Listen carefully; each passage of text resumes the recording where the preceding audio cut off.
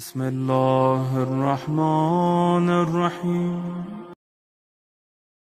جو بندہ مجنب ہو جاتا ہے تو اس کے اوپر کچھ چیزیں شریعت کی طرف سے حرام ہیں اور کچھ چیزیں شریعت کی طرف سے اس کے اوپر مکروہ ہیں۔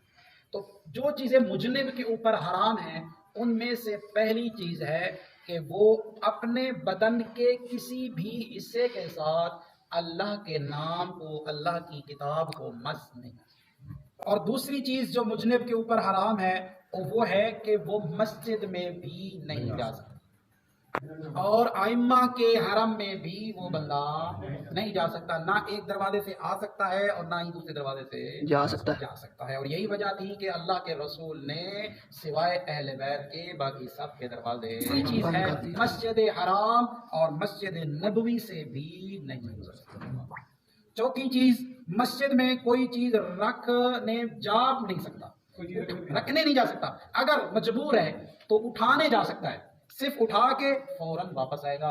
مطلب جیسے چابی مسجد میں پڑی ہے یا کوئی اور چیز ہے جس کا تعلق انسان کی ضرورت کے ساتھ ہے، تو وہ آ کے صرف اٹھا کے فوراً نکل جائے گا۔ رکھنے کوئی چیز نہیں جا سکتا، وہاں سے کوئی چیز ضروری ہے جو اٹھانی ہے۔ وہ پانچویں چیز یہ ہے کہ قرآن مجید کی ان سورتوں کا پڑھنا جن میں سجدہ واجب ہے وہ بھی آیات نہیں پڑھ سکتا۔ اس کے علاوہ جو آیات ہیں وہ پڑھ سکتا ہے لیکن ٹچ نہیں